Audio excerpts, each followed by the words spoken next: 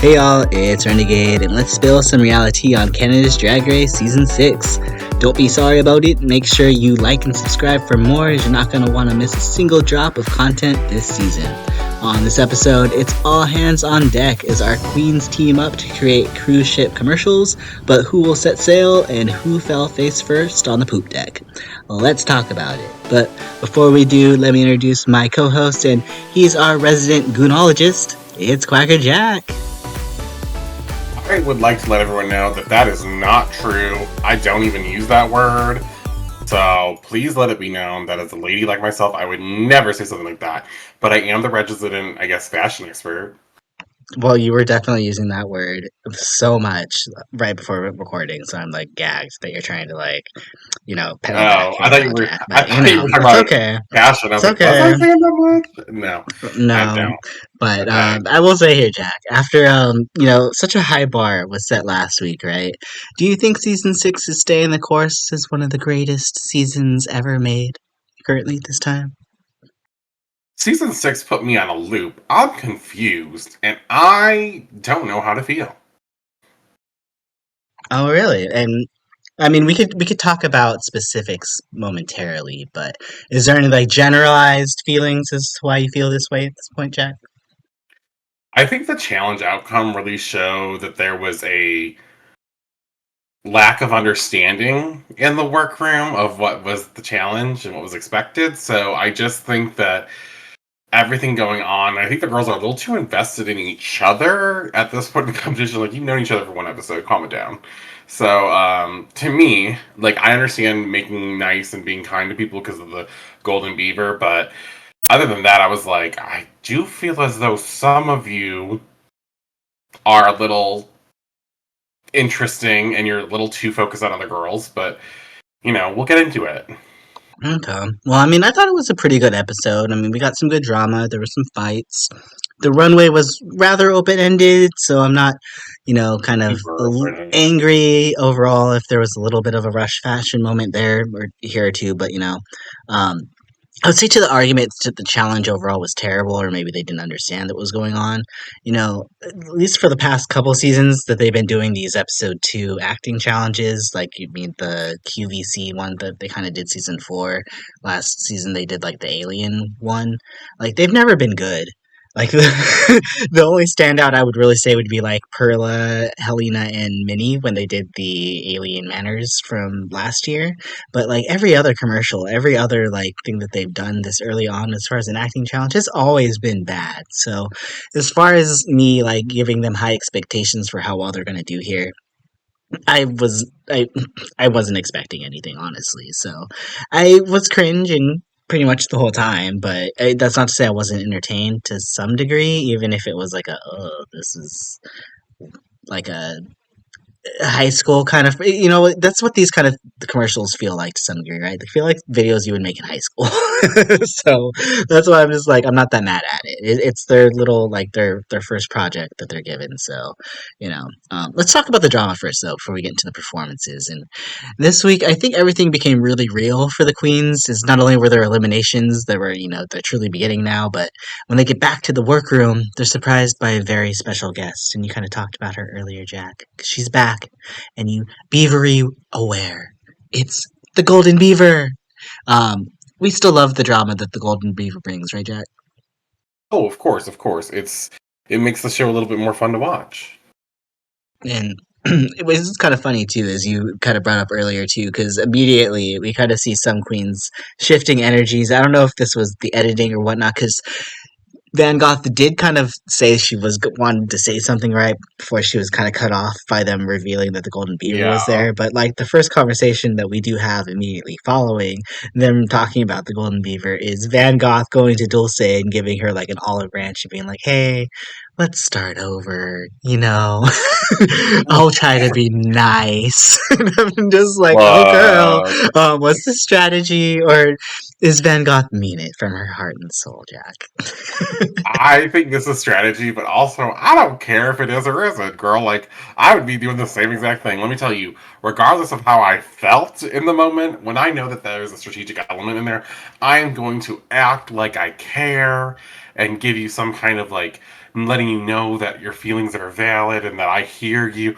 Girl, I don't care a goddamn thing. If you are the worst of the week, I'm gonna let you know you're the worst of the week. Now that the Beaver's involved, I'm gonna say I think we all had our strengths. It really became like going from just telling a girl how it is to like now I gotta be really respectful of the point and not tell the girls everything. I think it really brings out the like you've got to lie to people kind of thing. Like we saw this episode, there were some girls who were messes in the challenge and on the runway, and I don't think anyone brought that up at the slightest. I think they were all like, "Oh no, girl, you did great. Like, don't feel that way."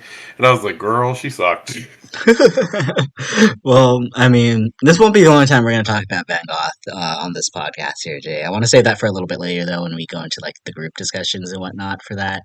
But one other plot point that kind of came out of this episode here, Jack, and it was a little subtle, at least until I would say like we got the critiques and Untucked happened, and that is Miss Hazel. And initially, it like starts with Stardoll being like, "I'm just gagged, I wasn't in the top," but then Hazel chimed in as well, being gagged that she wasn't in the top the week before too. But the way that they showed Hazel going off, like Stardoll got to like bring up the conversation, but like Hazel immediately hijacked it, took it over, threw Stardoll out the car, and took the wheel and just drove off at full speed because she was all about like herself at that moment, at least how they showed it in like the edit.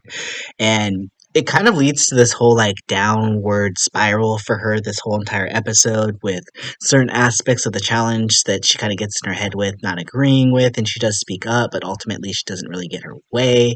And I do think that might play a little bit of like a role into how she was perceived in the challenge. But could I there think so. be a like a redemption arc here for Hazel being set up, or is she really like the Jan of the season, like we were kind of saying last episode? Because I mean, like she came in looking like her. She's immediately upset about like the fact that she's not getting credit when she thinks she deserves credit, and then she's like thrown in the bottom when she makes I would say like her first minor mistake. Um, I would say yes. I think that Hazel is not like being given the same kind of treatment in that kind of argument. Well, I mean, we'll get into that later after we talk about the thing about the challenge and whatnot, but I feel like Hazel's kind of correct. Like, I also could have seen Hazel easily in the top last week, so like, I'm not against that. Like, it's not like she was. I don't know, Mia Fox or Paolo, and it's like, I should have been in the top, like, girl, take a seat. And I feel like if we're going to be honest, we scored Hazel higher than we scored Stardoll. So when you think about it in the conversation, Hazel does have more to say about it. I think her and really honestly Karen Milk are the only people that could really say, I think I could have been in the top. And I would have been like, yeah, you could have been. Really I easy. mean, Stardoll was really good in the video. I could have seen if it was just based off the video that she would be in the top, but if we're including both of the runway packages as well too, I don't know if her second runway was as good at all, really.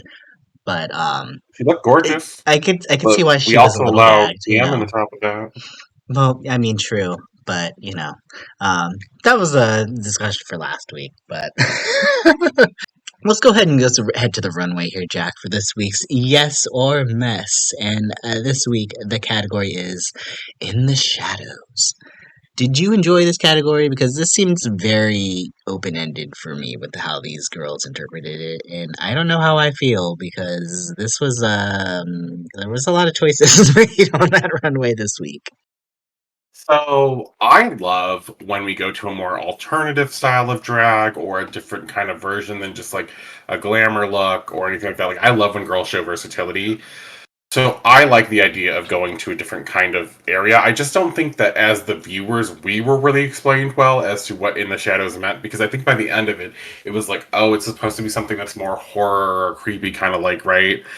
And it was supposed to be like dark in some ways, I was but thinking it's like things that you keep hidden sometimes too, like maybe yeah, like the like idea of like a mystery, just something darker, something.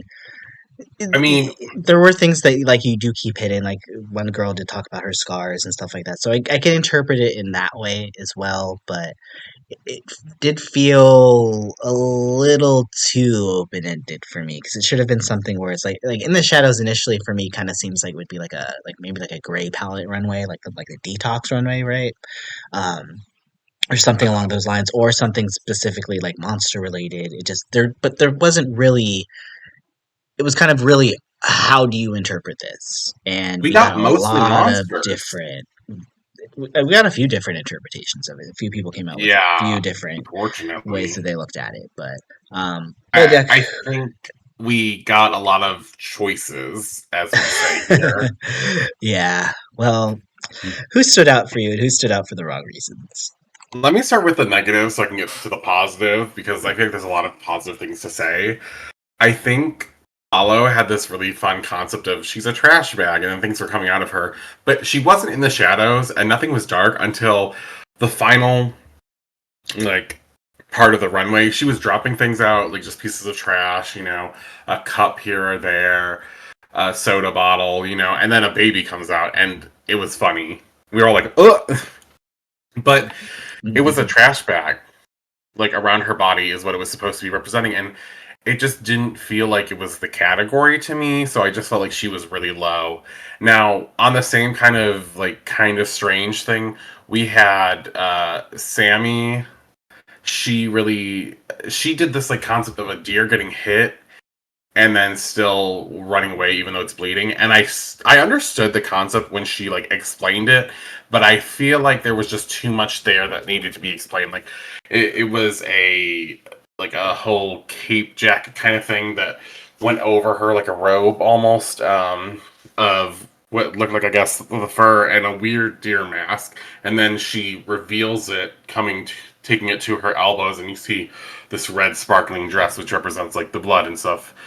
But, the judges clocked it. The length on it was not great. They said it looked a little thrift store at the bottom because of that. And I agree. And I think the hair that she did was really fun because this is her drag character, right? Like, this is what she does. And so she's like that. She's told us she's very about being trashy and stuff. And so, like, I was here for that. But the concept, it got very messy. If I could say And something then, about that too, and yeah, I'm yeah, a of little course. worried for Miss Sammy because I do like her outside the box thinking, but it's getting to the point where, like, a concept like this, it not just isn't outside the box. It's like outside the room, it's outside the house, it's down the road, like 5 miles away. Like, it's not even kind of close to really, like, really an interpretation that I think would really work. Like, this feels like the biggest stretch out of all the girls who kind of went on like a different limb here. So Uh, I really hope her interpretations of some other things are still original, but not like so far outside to the box that we have to really like. I don't want to have to think about every single piece that is coming down the runway, right? Like, it really should speak for itself. And if you're having to explain every single thing that you're doing, then it's not coming across. So I'm really hoping that that's not the trajectory that she's on, and that's the only thing. I'm just gonna put it out there. Just like I was worried, like Denibola was just gonna come out with her clown ruffles every week. It's just an initial thing that, like, I'm noticing the first couple episodes, and like the more is more is great. This was just like a stretch. So I hoping she doesn't completely do this in every single category. That's yeah, all.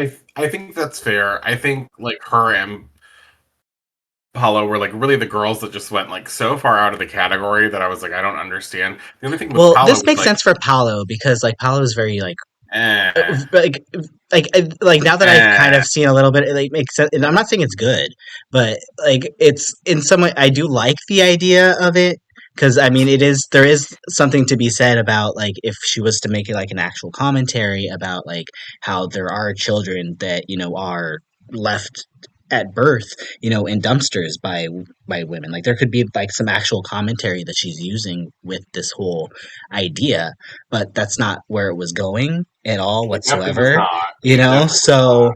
that's why it was just like it kind of it makes sense to some degree. It's still a stretch, but like there was a place and a way and a concept that I could see coming from it that just didn't happen. But Okay, let's that's move on. I love the stretching of that, but the reason why Paolo's doesn't get the same kind of idea is because Paolo's was literally just a trash bag. That is the Right. absolute end all be all of that. Whereas Sammy's was like the only thing that she said that made me understand it was like she's like, I'm from like a small town, and like this happens all the time when people like are driving a deer might get in the road. I was like, okay, sure, fine, whatever. But like both of them just no. So then I have to mention Ebony and Stardoll both. Unfortunately, like they didn't look bad. They just someone did like the exact same concept as them almost, but just did it better, on the runway for the most part. And I was like, yikes. So that felt bad for them, but they're not my bottom three. The other person there is Dulce, and I think it's important that we talk about this because though her concept was good, the execution was really bad. The cut of the dress didn't look good.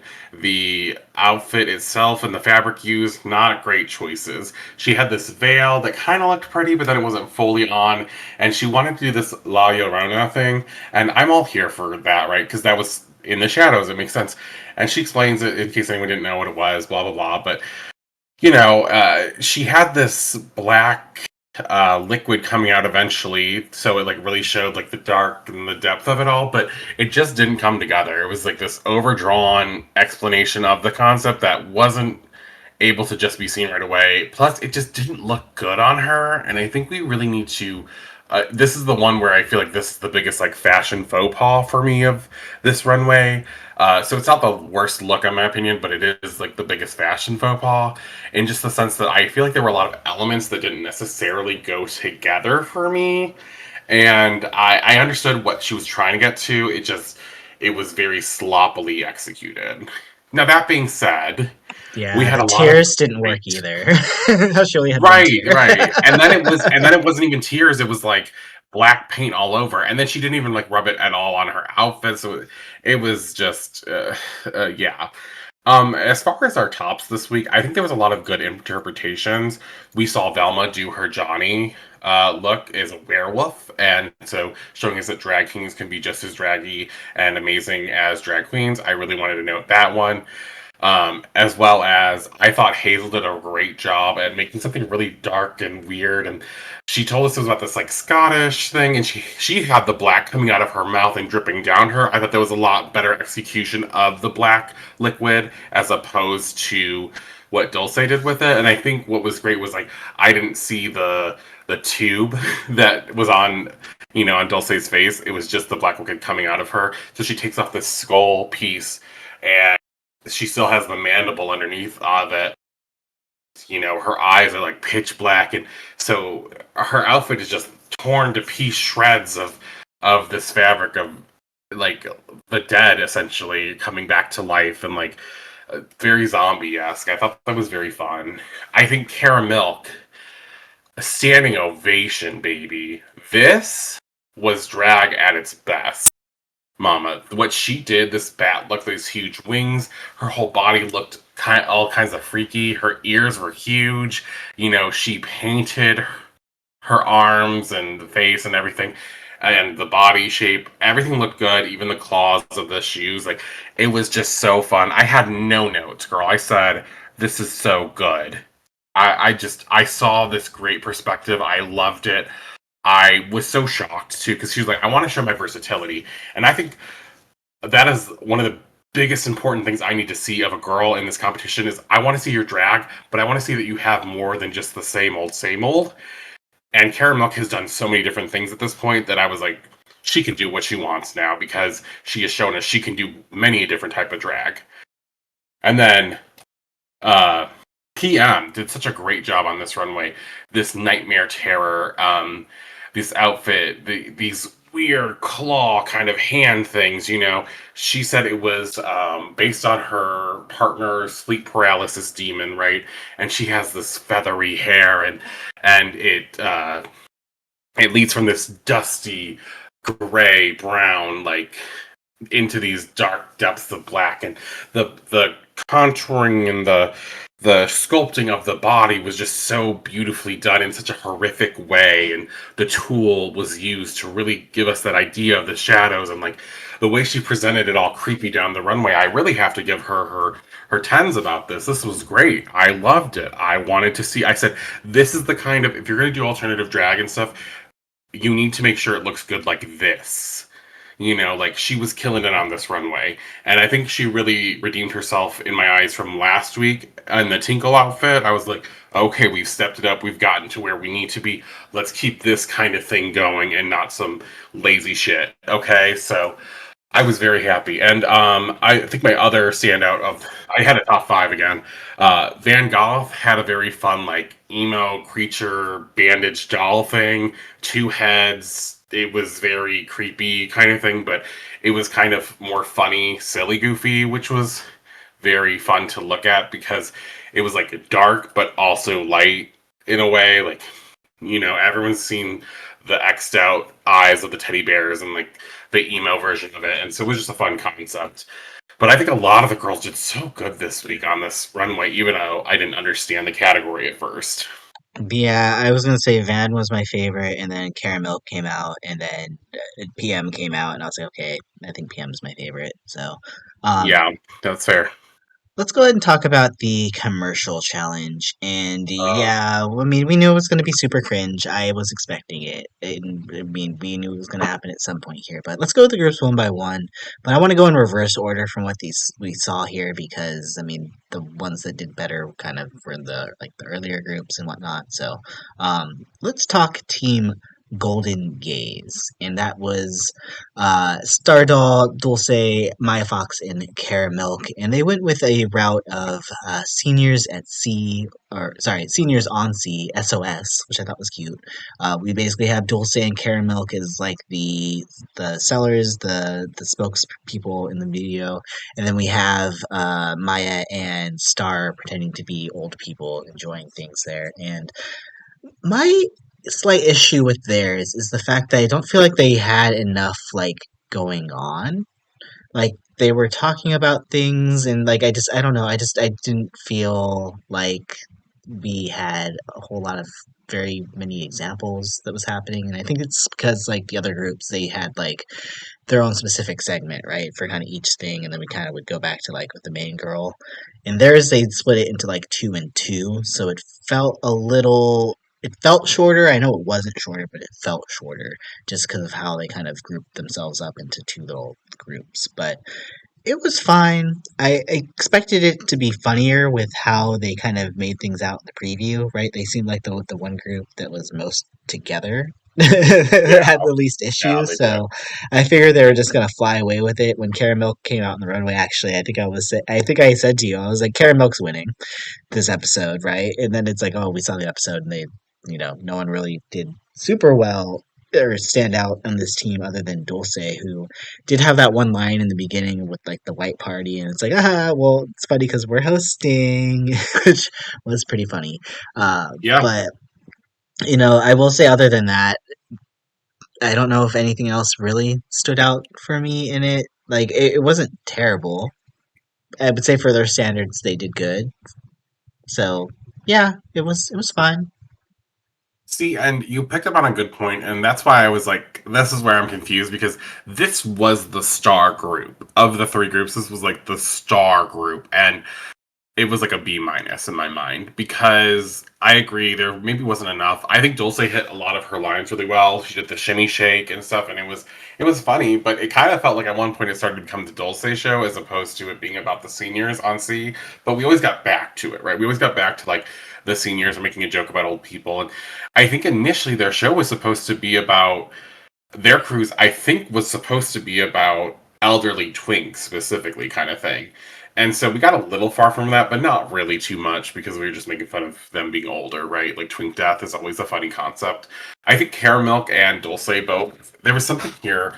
Caramilk's makeup was really strange to me. I felt like there was something wrong with it, and it kind of took me out a little bit. And then Dulce, her face at times I was kind of laughing because she a lot of times felt like she was putting her shoulders up a little bit or her head down to like kind of give that character of like who's in charge. So it was kind of funny, but it was just kind of strange looking. And Dulce kind of had the same thing on the runway actually, where her makeup didn't really match in my opinion. Like she didn't do a dark makeup on the runway, she was normal.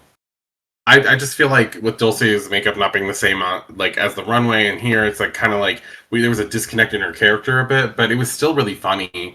The like Maya and oh my gosh, who Star, they both did like a really funny job like in their characters, but at the same time it felt like they were just background figures, just and so selling me on the cruise, not really. Making fun of old people, yes, and I'm okay with that.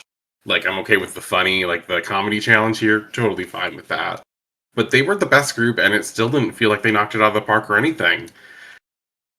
Yeah, yeah. We definitely don't have a moment like last season where we had like the manners video. Like that video was actually funny.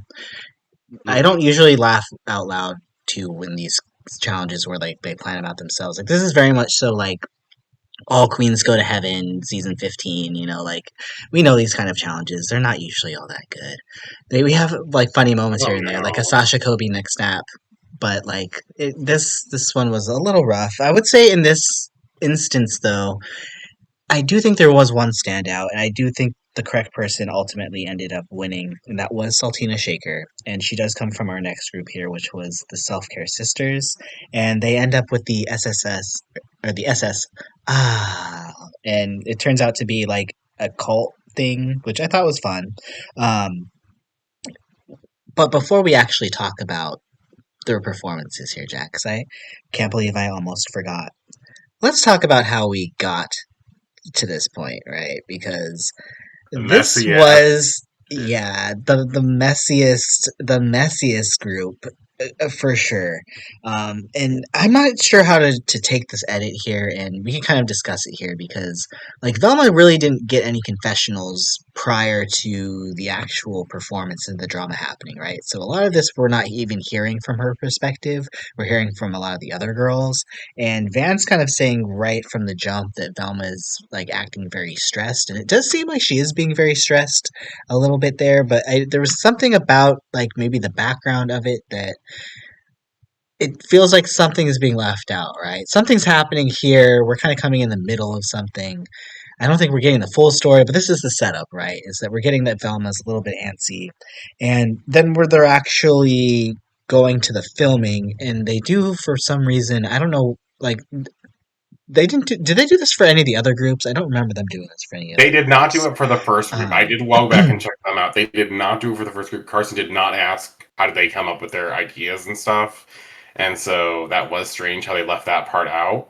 okay, now that was weird. That was a little weird because I felt like it came out of nowhere in the edit when they said like went to their team next, and this is how we're starting out is them talking about well who's the leader, and Van kind of says from the jump like they're all kind of submitting stuff together. I think they're all kind of saying that.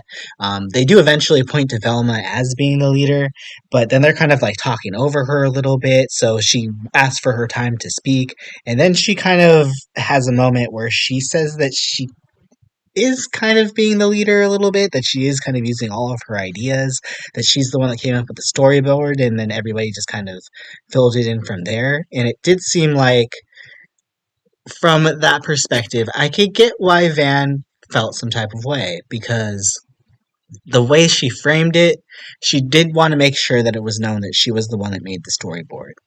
Perfectly fine. But I do think when she actually did include the part where she said all of my ideas, I was like, oh, well, that could, I mean, we do kind of add extra sometimes. Sometimes we unknowingly exaggerate certain situations. That's what maybe it felt like. She did say it was a lost in translation moment, which I do kind of agree, but like the rest of this whole group filming thing was so awkward. Like I don't know if the rest of the girls even kind of knew how to act around each other. There was no chemistry between them all whatsoever. They didn't really have a whole lot of scenes together in their performance, right? But Mhm. they didn't feel like they were cohesive at all. Saltina's thrown off, forgetting her lines all over the place. And before we talk about the actual result of how this all came down, because obviously it didn't face Saltina. We already just said she won, but there was a moment when we're kind of talking about it, and they're coming to an understanding, right? And they're getting their clarity about the situation. And Paulo points out in confessional that this isn't Van's first altercation that she's had here, and that maybe it's on her, which I was a little kind of shocked by because I didn't feel that way initially. It did feel like it was a situation where I think she did have a valid point bringing it up, and I'm glad that they were able to kind of rectify it without there being any like bloodshed, there, any lasting like trauma or like resentment as well. So I think she handled it well, but I'm like, I don't know where this whole like, oh, well, she's just the bitch being a bitch. Because she said she's a bitch. She admits she's being a bitch, but I don't think she was necessarily being bitchy in that moment. So Well, I. Oh, did you have anything else to say on no, no, no, no, no. I've gone on long enough, Jack. What were your thoughts here on the that? whole self care sisters drama here? Okay, so it's so funny because their group should have been the Zen group, right? So this fun happening is funny, but they did end up asking, and or at least showing us that they asked the third groups what happened. The third group was like, "Yeah, we all work together." So initially they were like, "Yeah, we all work together," and someone was like, "Yeah," and Velma like wrote for our storyboard, and but we all like came up with our own characterizations and our own material, and everyone was like, so then Velma says, "All the storyboard I did." And Carson was like, "Oh, so Velma had a pen," and they're like, "She knew how to write." Velma kept us on track, and then she's like, "Can I speak?" And I was like, "Okay, like I guess you did already speak." It was what my thought was because I was like, I feel like you kind of. I don't think her necessarily was meant to do this, maybe, but she did indeed say the words that she like came up with everything. She said, "I did the storyboard. It's like all of my ideas for the concept, and everybody just." Share. Someone like overstepped her and said share. Uh, and so then Carson's like, "Oh, so you came up with the overall creative, and then they kind of just contributed each of their segments and their dialogue."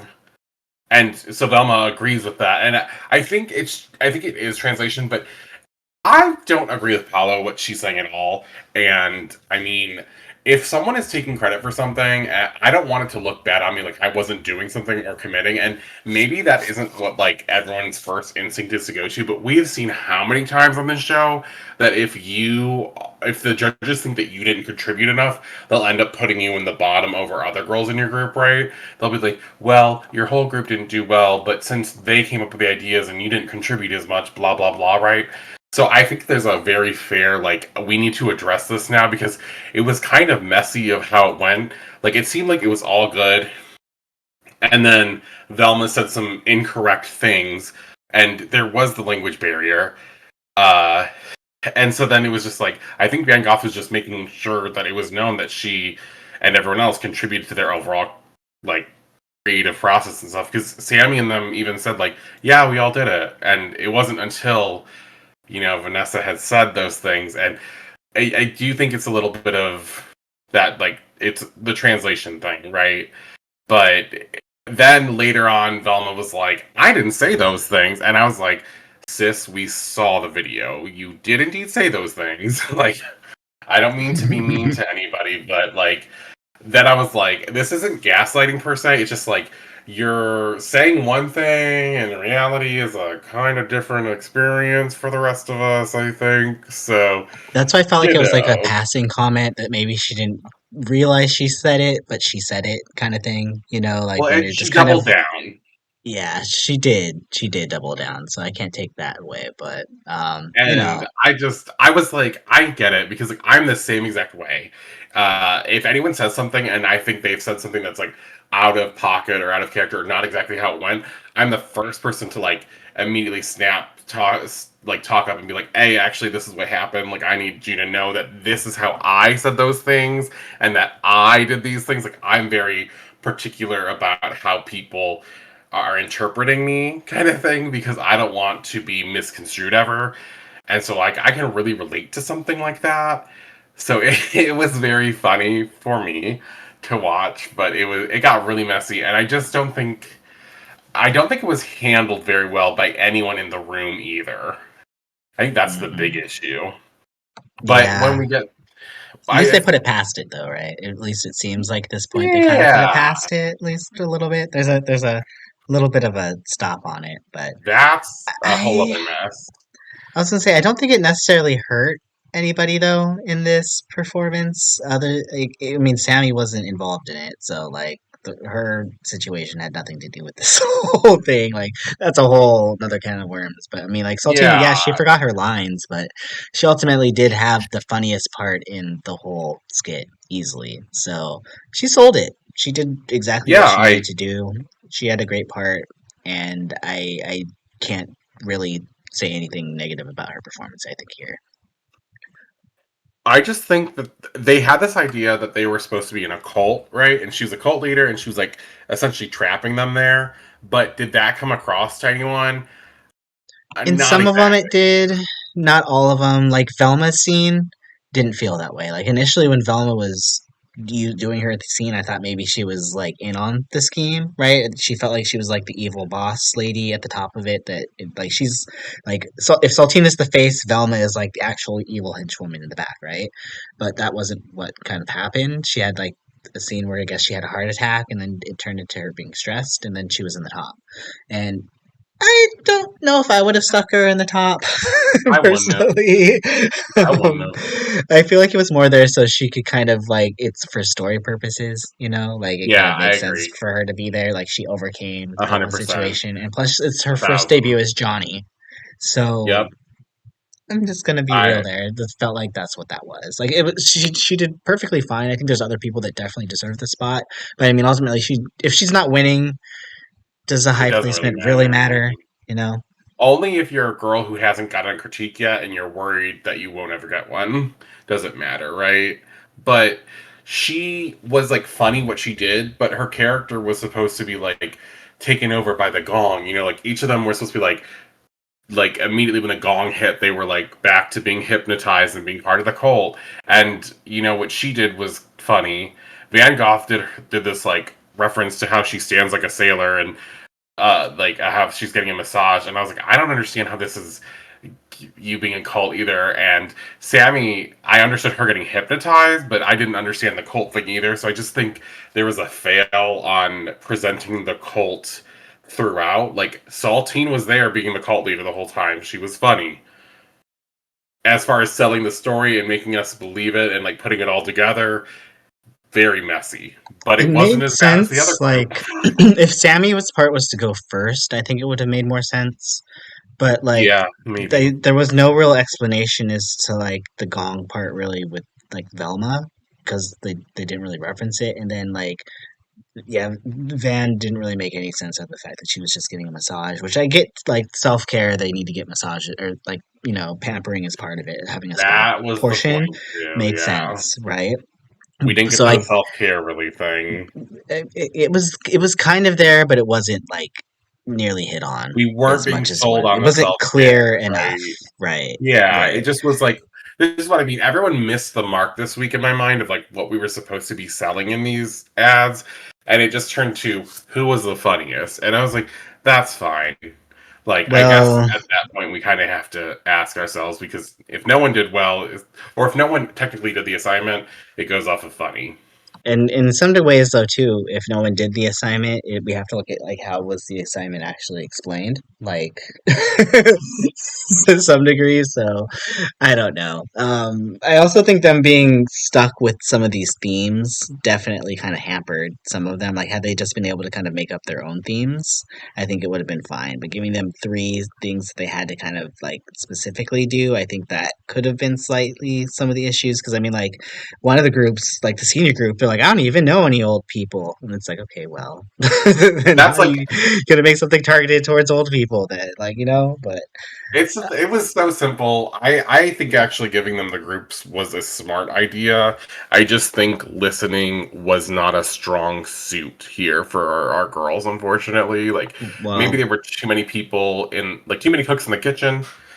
So, but yeah, let's get to our other group. I was gonna say if we're talking about not listening and just Oh, completely missing the mark, then that was this last group, and that was teens single at sea, and they had what the Rosebud cruise, which basically ended up just being a slutty sex cruise, as they said here. Like this was very, very much so the issue with just going so just overtly sexual all the time. Like it's funny here and there, but when that's your entire stick, it just gets old so fast, and it's so predictable and so obvious, and something that they just go to so often on the show, which is just like I don't hate it sometimes, but like this wasn't even like the object here. The object of this was to find singles that wanted to like find love, not find an orgy. You know, so there was nothing here that really helped. Ebony, I thought did okay.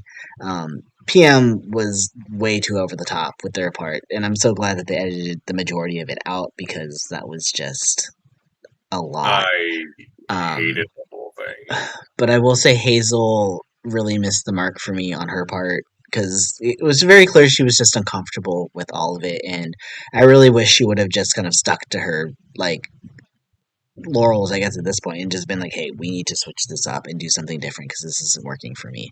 Like she could have even like if the rest of them are gonna go like in this route, she could have been like a priest and been like, "I'm here to like." I don't know, like they're here to get like the singles married or to like help you like in confession or something. I don't know from the things you're doing on this cruise if that's the route they're gonna go. But like the prep part just didn't feel like it worked. It didn't make No. any sense with it. And then Paolo, why does she do these voices? Like they told her we couldn't understand you, and then she doubles down on it and goes even more unintelligible. And I'm just like, okay, whatever. At this point, Paolo's just gonna do whatever Paolo's gonna do. It's kind of a gag to me that Paolo feels like they're like shocked that they're in the bottom and like having such a hard time and crying when it's just like, girl, like, do you not know what you're giving off here? Like, do you not see how like out of like if everybody's on like Earth, you're definitely on Mars. You're on the moon. You're somewhere. Do you not realize that you're doing something completely different outside that is not even the assignment here whatsoever? So I'm just, I don't know. I don't know what show Paula thought she was on, but it was not Canada's Drag Race. I mean, okay, so this group, the judging and everything made me mad about this. It was about singles, and all they did was make it about sex. And Hazel even told them in the thing like, "Hey, we're getting too far away, and we need to do that." And I hate that her group didn't listen to her on that point. And I think there's only so much you can do as an individual in a group of four to really try to get the people there with you. And I think it really should have came down to the fact that the other girls were not listening in the slightest to her. Like, it felt very strange to me that the girls were basically like, haha, we're going to stay on sex. I was like, your thing was singles. The other group's thing was literally a cruise about getting away from it all and being peaceful. The other group is about old people cruise, like specifically for the mature. So everyone had a thing they were supposed to be going on, and it felt like almost every single group was like, but what if we take it in a completely different angle and don't do what they told us? So that's where I was like, this listening thing isn't happening. And I felt like what was going on was just so. It felt like the. It feels like the low hanging fruit. Haha, I'm gay. Let me make a sex joke, right? People complain all the time about like other people doing that kind of thing, but we really don't call it out enough. Like making a stupid sex joke kind of thing to try to get yourself through a challenge in which there are 12 other, like there are 11 other people, right? So like you don't even have to be that good to not be in the bottom. But like, I mean, come on. This was messy. It was nasty. I think if I had to judge on what was going on here, I just think this whole group should have just automatically been in the bottom. I think, like since we didn't get anything but pretty much filth the whole time from them, Eva was or I'm sorry, Ebony was like our captain, cruise director person. Paulo was in her own realm trying to say things that didn't make sense, and her character didn't make sense. Neither did PM's, neither did Hazel's really. Like I I think the whole group just needed to be placed in the bottom immediately. Um, it was the worst video. I don't think there's any redeeming part of it, actually. I don't think there's a goddamn one redeeming thing of it. I don't think there is. I mean, totally fair. I totally agree. It was not good. Um, and it's not even a situation where it's like it's so bad it's good. Like this was just bad.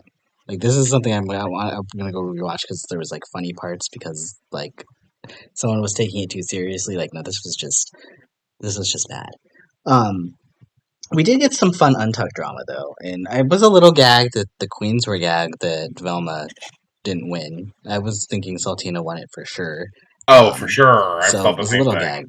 little gagged that they thought Velma won. Um, then I there think was that goes what? back to the whole not listening thing, though. Ooh.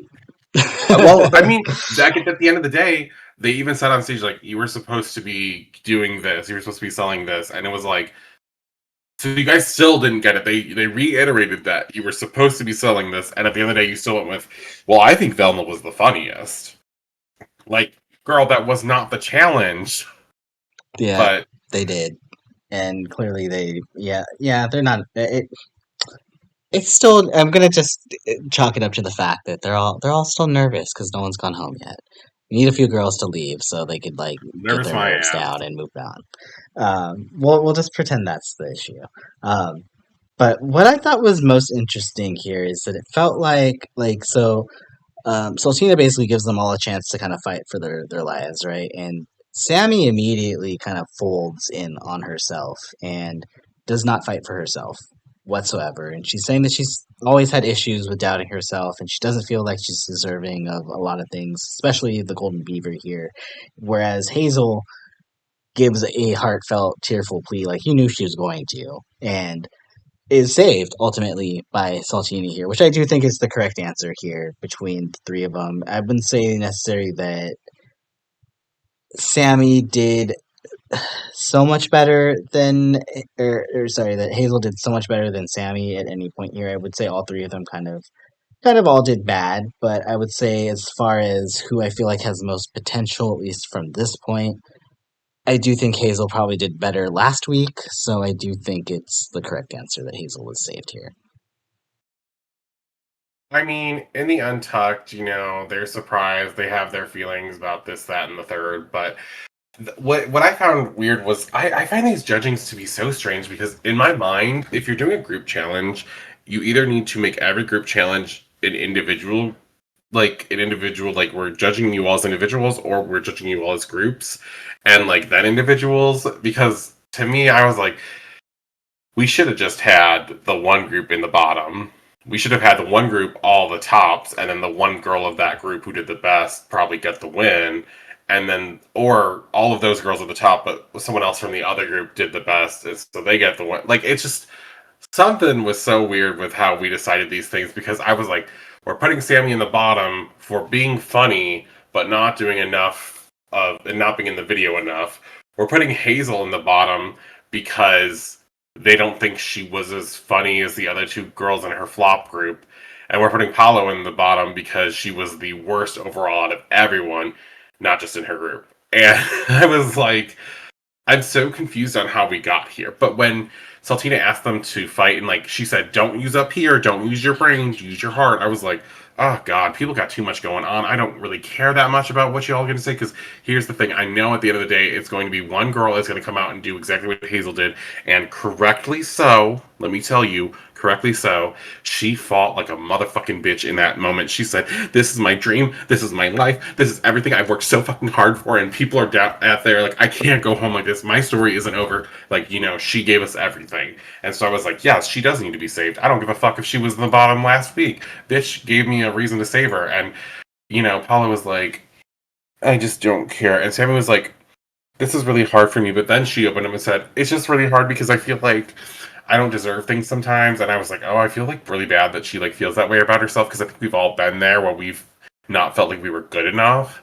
But Hazel got real deep real fast, and that's what Saltino was going to look for. Because then now Saltino can just chop it up to, well, I just think that this was the correct decision because this girl wanted it the most, and no one's gonna fight her on that, right? No one's gonna say, oh yeah, she was like, how dare her? She's a bitch for picking this girl. No, she straight up just wanted an out for this. And to me, I'm like, if you're gonna win a challenge and you're gonna do well, it gives you the responsibility. Bitch, I'm sending whoever I want in the bottom, whoever I think did the best.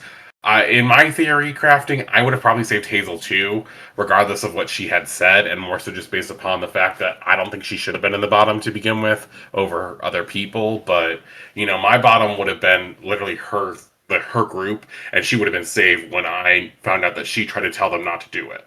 and it would have been between the other three girls in the bottom. But that's not what happened here. And so when we're talking about like what happens in the workroom, it's kind of messy. And I think that it just ultimately comes down to the correct decision being made, but it really takes away any kind of responsibility or any kind of accountability that can be placed on Saltina's shoulders, which could be a strategy move and is very smart if she did it that way.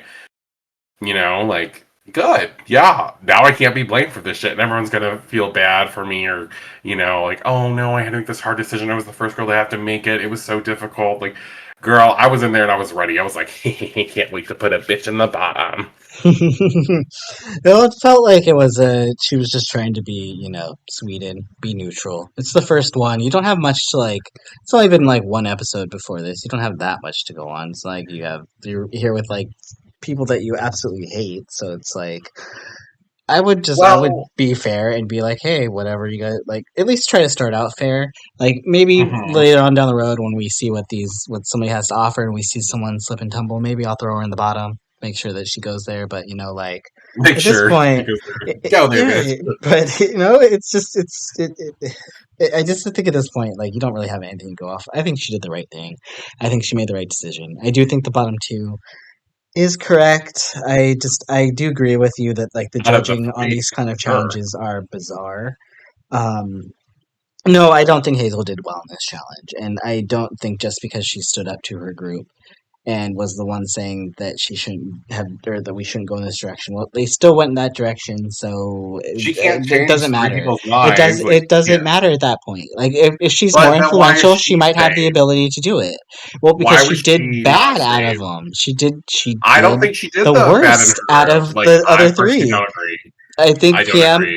While I don't like what PM did, PM was extremely committed to the bit, so I'm sure it's something PM's used to doing. So for whatever reason, PM did fine in that part.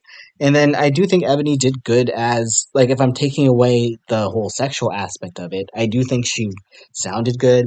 She read it well. She didn't stumble. She was kind of funny in certain moments. I do think she was funnier and stood out more than Hazel did. I don't think Hazel stood out at all during the challenge, and I think a lot of it has to do with the fact that she was uncomfortable with the material. So it was just a situation where it was just like, here you go, cell prep.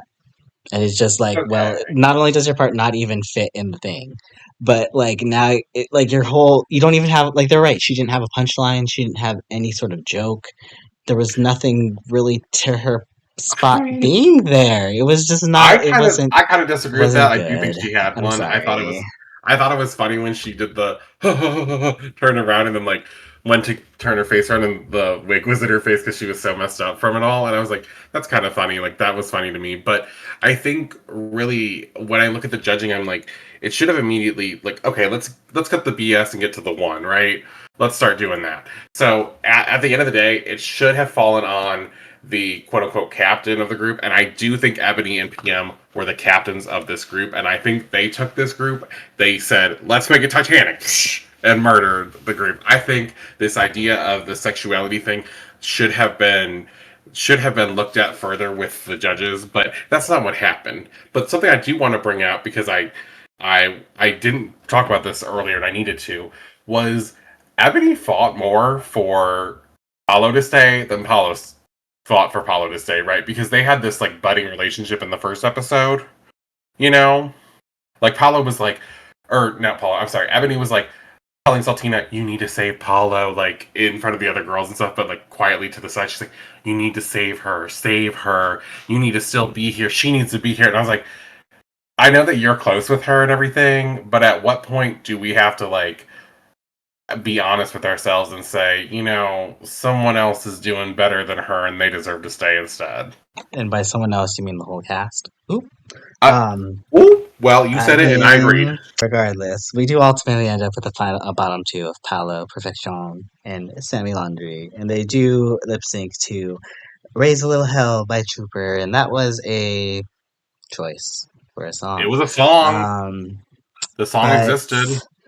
I'm not even sure Paolo knew the words half the time. I don't think it mattered who was gonna ultimately. This is my thing though, with like the judging or whatever.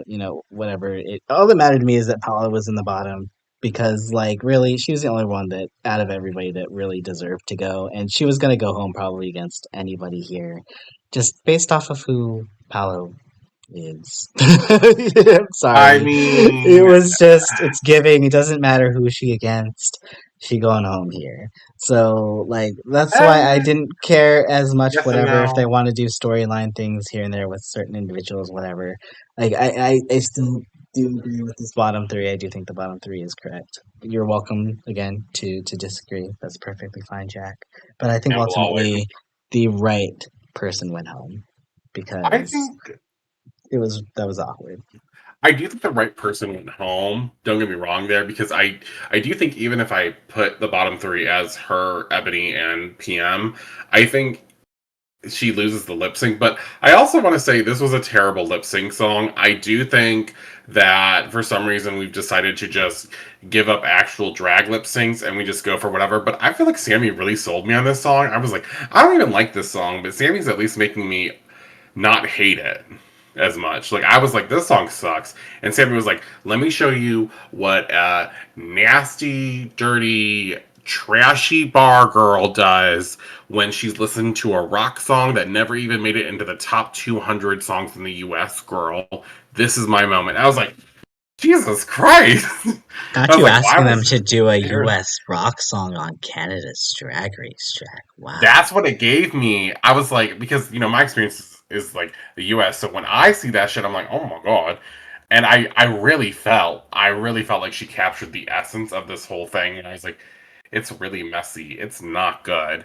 And I was like, and she did that justice. Like, like she was giving me that rocker bar chick that is definitely older in years, has spent way too much time at the bar, knows every single song on the jukebox. Like, yeah. They have a jukebox there, not even Spotify. Well, I mean, Well, this song probably came out during the jukebox only days. I don't know. I don't mm, know. Has anyone heard this song before? Has anyone heard of Trooper? I If you do feel know, like I sound off in have the heard comments. this Who is song Trooper? before, but I don't know where or when I would have heard it. But it doesn't, it sounded somewhat familiar to Trooper me, but I don't know where I would have heard it from. Trooper is a rock But band from the 70s. So the T is the T, mom. I mean, I've been around a very long, not since '70s, definitely fucking not, but whatever. You know, it is what it it's is. messy. Paolo is our pork chop queen, as I sadly predicted in our cast preview. But one thing I did not predict is next week's twist that they have going on, and I am very gagged, kind of that this is the direction they're going, but apparently next week, I don't know if this is double elimination or not, by the way, but they will have the choice to drink one of two vials, which basically means they will be choosing what challenge they will be doing, and they will either be doing a design challenge or the snatch game. And I'm just like, of all the two challenges that like I'm fine Snatch Game being here, honestly, right? I'm kind of fine with that we're not devoting a whole entire episode to Snatch Game, but like I am kind of sad that we're not going to get a whole episode for the design challenge. I kind of get why though, Period. because there is like design challenges tend to give a lot of background, and that's kind of why I like them. But they are in terms of like the actual episode, they tend to be a lot of filler, if you want to say it that way, right? Because they do have to fill it with actual story, and if they don't have a storyline to go off of, like in UK7, then who knows what they have to do. But if they're doing this and then the Snatch Game, then they don't have to worry about that being together. But I still feel like it's kind of weird that these are the two different challenges that we could have got. I kind of wish like maybe it was like an acting challenge in design or acting and I I don't know actually I don't know what else you would No, do. I think comedy versus design actually probably is the best route to go, I they did guess. kind of do that with Snatch Game, but I think if I was, I'm willing to give anything a shot. I'm willing. They're trying to find something different, fun, whatever, cool. They're gonna try it. I don't think this is gonna work that well, but I'm gonna give it a chance before I tell you that it sucks. But if I were to do this, I would have just done the group A, group B of like what kind of designs? Because do you remember how we've had groups had to do two different kinds of balls or whatever, and so you had like the American ball and like the black and Oh, gray. season 14 where they had like the Yeah, American, they had the red, white, and blue, and then it was like the animal print. yeah. Or It was yeah, something like that. So I was like, I'd rather do it like that, where like the girls have to decide like who's gonna do what kind of fabrics or what kind of like materials and stuff. And what I think would be really interesting is if they either did like someone's going to do traditional designs and the other group has to do like non-traditional looks, and then they like judge out of the two groups, and that's how they get their bottoms. But see, this how do you judge this, right? Like you mentioned, what if it's a double elimination? And it could be, right? Because like it's not fair to judge my outfit that I had to make from scratch to someone's shitty Snatch Game performance, because honestly, the shitty Snatch Game performance, in my opinion, is easier. But I also feel that design challenges are the biggest core, and this is my opinion, but the biggest core of drag is having a drag perspective for me. And so I want to see what a girl can design. I want to see what a girl is thinking. I want to see her art come to life. And your art can also be acting and stuff, but I feel like if you are in drag, you have to have your character and what you look like down. And both of these challenges do the same thing, but I don't want to see a girl be able to skip on any of these challenges, right? I don't want a girl to not have to do a design. And if we're going to unfortunately have Snatch Game again, then no one gets to skip the Snatch Game. So I don't know if this is like we're doing this now and later we're going to do a different kind of challenge and you guys will have another decision like, and how do we do this now that there's 11 girls, so like 5 and 5, but then there's one girl who maybe gets to pick which side she wants? Like how does this work? So right. it's a lot up in the air. I honestly think based on the fact that these two challenges are just so different, and the fact that I don't think there's hasn't been any confirmation that they've like raised the budget or added more episodes, right? But if we're going based off like last season, we wouldn't be able to have an extra queen like we do this season without there being some sort of double elimination along the way. Because last season they had the same kind of format where they didn't eliminate anybody, but they eliminated one every other episode up to the finale, to the top four. So unless we have a top five, when's the double elimination happening? Because it has to happen at some point since we have a double save on or since they didn't eliminate anybody episode one. So I think this has to be a double elimination. I think two people have to leave here. Well, I mean, if so, that really just. I guess what the good news about this is it narrows it down to like you will be looked at as a magnifying glass, girl. Like this is your moment to like see what's happening, and it's going to be weird because if you have 6 people on the design or 6 people on the Snatch Game, are you going to give a win to each girl from like one girl's going to get like so there's 2 winners next week as well because you can't judge I someone's think look so, for yeah. the one Snatch Game. I would But think then so. also, we would have to have 4 bottoms next week, in my mind, because Yeah, it's not fair to put the worst girl in Snatch Game versus the worst girl in Design Challenge. Like, at least in my mind, that doesn't seem fair. So, like, we would have to have 2 lip syncs, I think that's how it's gonna and go. or do we have a bottom 4 lip sync and 4 people lip sync at once? Because don't forget, Brooklyn was on the season where we had the 6-person lip sync. Oh God, don't say that. But then when do two people leave? Like this feels like just the perfect time in order to get like the schedule up to like track to just eliminate two people right now. Like it Uh, feels like it makes sense. I Especially can't believe when you're it's so making that bad. good choice where it's like 5 and 5, and then the girl that maybe wins the reward challenge or whatever gets to decide which route she goes. Um, yeah, that makes But sense. it feels so bad to do that to just like get rid of Dulce and Maya Fox right away. You know, one of them could get another. Wow. Oh, I mean, Wow. Well, well, as always, Jack, I know you can't wait. And I can't wait to see how this turns out either. And hopefully, y'all can't either, especially if y'all lasted this far again. Thank y'all so much for listening.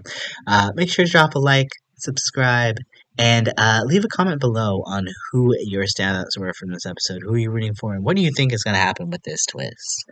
Until next time, though, and on behalf of my co-caster, QuackrrJack, this is Renegayde signing out. But remember, keep spilling that tea, y'all. bye. Bye.